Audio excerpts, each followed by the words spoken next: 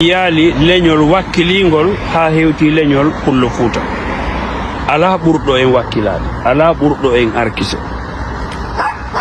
ala e nder yaltuɓe ɓen fop Guinée ala ɓurɗo gorko Pullo Fuuta wakkilade e sonnajo Pullo Fuuta wakkilade. Kono kuddi kadi ko wonduɗen kon, kuddi ko rondiɗen kon hay leñol goto lordaki ɗum. Ko onen yiyeten ɗo hiɗa addi famille ma ɓe dégagé o doo, hiɗa yangi addi debbo ma o yaltine ka suudu, hiɗa addi ɓiɓɓe ma ɓen ɓiɓɓe ma ƴetta ma waɗa ma ennemi. Ɗum kadi ko enen, ko enen, ko enen hay yeeyoɓe ko boni ɓen ko hakkundeji men siñalata. Min goɗɗo noddilam wonɗo Suisse, wallahi ko mosiɗɗo makko siñalimo ha cokkoɓe nangi mo ɓe nattinomo kamen sabu gañanendi, sabu himo gollude suudu lambanji. Ɗum ɗon walanaki oya, ɗum satti e makko fii ko on ɗon woni e gollude suudu labandu lambanji. O yehi o siñali oya, ɓe nangimo ɓe natti. Enen ɗum lannata hakkundeji men. Yaare tun ka réseaux sociaux ɗo ko enen fulɓe ɓen yennidirta ɗo, nene e baba, debbo e gorko. Leñol wakkilingol ɓuri en ngala, kono leñol hakkangol kadi ha luuki, kuddi rondi ɗum ha luuki ɓura en. Divorce ji waɗɗi Europe ɗo ɗin ko enen woni nene e baba, taƴodiro Europe ɗo gon ko enen woni nene e baba. Worɓe waaloɓe yaasi ɓen Amérique yaltinaɓe cuuɗi waaloɓe juulirde ko enen woni nene e baba. Worɓe ɓe susata artude ka cuuɗi mum ko enen woni nene e baba.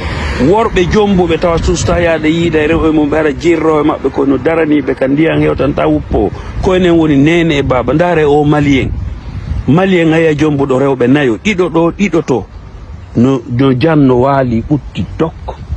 Kono enen koye jirrawo men Pulo Fuuta ar koye leɗe porto ɗo, sa woliɗa jomba e goɗɗo ko si ɓe daranike ma ɓe faaletama ettude luɓaki sabu bungoji. Onon koye jirrawo Pulo Fuuta fop mon ɗon duwa nattede Guinée, ɓe ɗaɓɓana on guese 1000 hectares ka remo, par ce que on mérita wongol leɗe porto ɗo, on ngala teddungal, on teddina modiɓɓe mon ɓen, keliraɓe mon ɓen hiɗon respecte ɓe ɓuuri modi mum.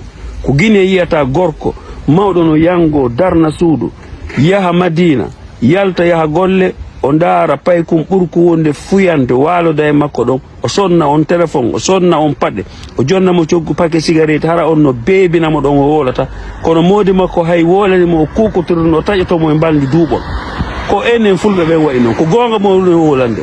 Wallahi leñol wakkilingol ɓuri en ala, kono leñol hakkangol ha luuki kadi ɓuri en ala. Hakka ha luuki ɓuri en ala. So faala yalte wolon kala ko faalon, je m'en fous, ko gonga mi wolno ko min ɓuri min hakke on, ko min ɓuri rondade. Ndaarela nayi nan ɗo hilan jindirini woko feeti ko gonga mum e wolde. A yangoto adda ɗo debbo ma, billahi wallahi tallahi o huɓɓa yiite e ma nge ɗanoy ko o jahannama to, ka jahannama nge ɗanoy to. Sabu honno, sabu bewreji e bungoji e angal teddungal enen en andano ɗum fewndo mawɓe men hari ɗum ala. Nenira e men ɓen no teddinno babira e men ɓe, nenira e men ɓen no ɗoftino. Kono hande ɗo ɓay tun ɓe rewɓe rondama addama leyɗe porto, ɓe nande ko assistance social wolata ko, ɓe gaynino feetude, ɓe wangalannike. Hande worɓe jombuɓe Amérique wonɓe toon no jombi jiwoy koye duuɓi 50, ma koye duuɓi 20, ma koye duuɓi 17 no faala arde haaɗi e téléphone e appel vidéo. Woɓɓe hay ko suuɗi mum susta yewdude e debbo mo jombi o. Ndaare ɓe malien ɓe ala probléme. ɗi leƴƴi rottiri fof no respecti moodi mum. Ndaare o maninka ɓe ala probléme, a yata maninkajo ɗo no jooɗo yenna moodi mum bimɓe kiki ɗe téléphone ma yalta ɗo e réseaux sociaux. Kono enen ɓe fulɓe blogueur men ɓe no feetinkini, no famini no fini ɓuuri fof. Enen wiɓe no janggi ɓen no boni annuyeji moƴƴa ɓerɗe ɗen fof no boni mo ɓe kaka siɗɗo mum wirdete jaale tun welata ɗum.